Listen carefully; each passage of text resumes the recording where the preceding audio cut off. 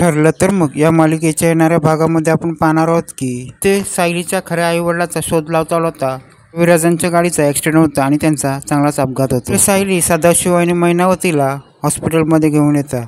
त्याच टायमाला ती सायली बोलते की हे माझे आईवडील आहेत की नाही. त्या टायमाला मधुभाऊ हात वरती करतात आणि हलवत राहतात. तेव्हा ते सदाशिव आणि मैनावती गडबडतात. ते मुद्दाम सांगायला लागतात की मधुभाऊ हीच आमची मुलगी आहे ना, ते तुम्ही सांगायला पाहताय. तर सायली बोलत ते सगळं खोटं आहे. हे बाहेर गेल्याशिवाय मधुभाऊ माझ्याशी काहीच बोलणार नाही. सायली अर्जुनला सांगायला की मधुभाऊंशी मला एकट्याशी बोलायचं आहे. तेव्हा ते अर्जुन सगळ्यांना बाहेर काढतो. त्या टायमाला सायली मधुभाऊंना सांगायला लागते या सगळ्यामध्ये मला तुम्ही काहीतरी हिंट द्या ज्याने मला कळेल की माझे आईवडील कोण आहेत. आणि सायली मधुभाऊंना सांगते की जे आता सदाशिव आणि मैनावती आली होती ते माझे आईवडील आहेत की नाही. ते मधुभाऊ डोळे मिसकावतात आणि बोलतात नाही. तेव्हा सायली मधुभाऊंना बोलायला तुम्ही जे काय सांगताय ते मला आता कळलं, पण माझे आईवडील खरे आईवडील कोण आहेत ते मला कळतील का. आणि त्या टायमाला तिथे अर्जुन येतो आणि अर्जुन सांगायला लागतं मधुभाऊने तुला काय सांगितलं की नाही.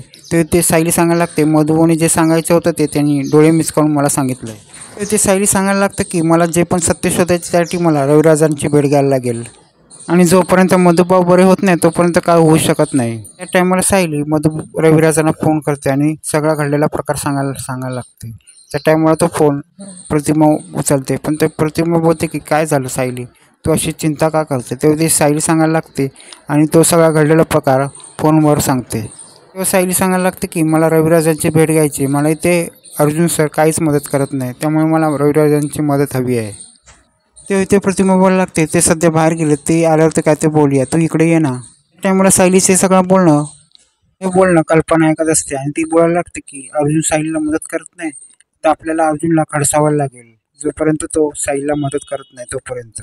आणि त्यानंतर सायली रविराजांच्या घरी येते. त्यावेळेस सायलीला प्रतिमा भेटते आणि ती बोलायला लागते की सायली की मला वाटत नाही हे मैनावती आणि सदाशिव माझे आईवडील आहेत. तेव्हा ते सायली प्रतिमा सांगायला लागते की मला पण वाटत नाही, कोण पण सांगू येईल की हे तुझे आईवडील तुझ्यासारखे दिसत नाही आणि त्यांचे स्वभाव पण त्यांचा वेगळा आहे. ती प्रतिमा बोलते रविराज तुझी कशी मदत करते. ते सायली सांगायला लागते रविराजांची भरपूर ओळख आहे, त्याप्रमाणे ती मला मदत करू शकतात आणि ते अर्जुनने मला मदत केली नाही. मी त्यांना सांगितलं की इथे मधुभाऊने डोळे मिसकावले, पण त्यांनी त्याला नकार दिला कारण की ते तसं करू शकत नाही आणि ते कशा पायी त्यांनी डोळे मिसकावले हे ते विचारायला लागले.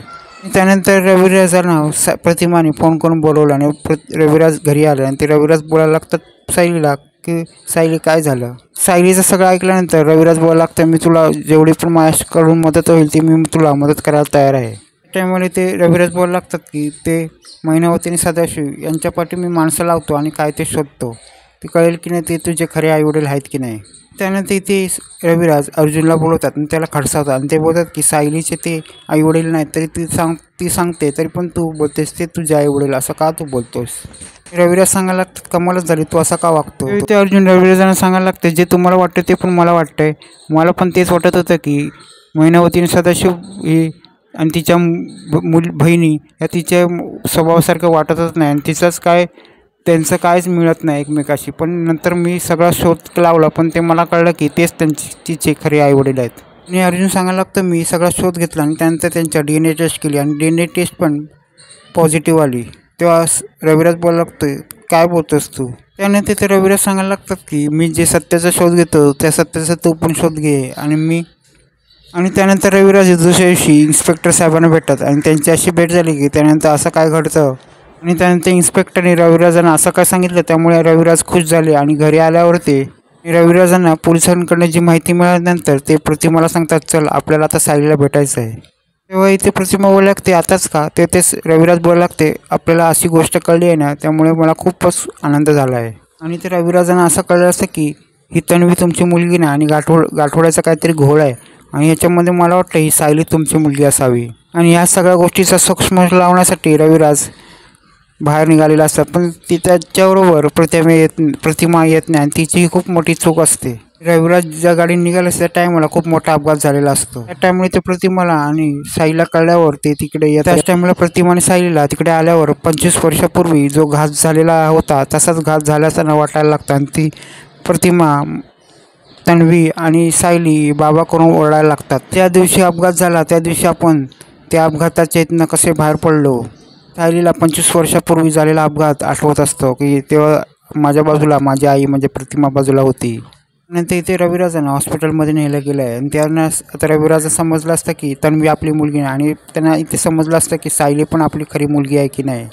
ज्यावेळी ते रविराजांना तिथे हॉस्पिटल ठेवण्यात आले त्यावेळी तिथे प्रतिमा आणि सायली आलेली आहेत. ज्यावेळी ते रविराज हॉस्पिटलमध्ये असतात त्या टायमाला तिथे पोलीस आले आणि पोलीस सांगायला लागतात रविराजांना ज्यावेळी तुमचा अपघात झाला होता 25 वर्षापूर्वी, तर 25 वर्षापूर्वी अपघात नव्हता, तो तुमचा घातपात होता. तो तुमच्यावर झालेला घातपात होता. त्याच टायमाला सायली बोलायला लागते, ओरडायला लागते आणि बोलायला लागते की मला सगळं आठवलं आहे. सायली आणि प्रतिमा बोलायला लागतं की मला तो अपघात आठवला, पण इथे प्रतिमाला तो अपघात आठवणे नवीन काय नसते, कारण पण इथे सायलीला तो अपघात आठवला म्हणजे खूपच वेगळीच गोष्ट असते. त्या टायमाला ते रविराज बोलायला लागतं सायली तुला कुठला अपघात आठवला, आणि त्या टायमाला सायली सांगायला लागते 25 वर्षापूर्वी मी तिथेच होती. तर ते रविराजांना चांगला धक्का बसतो.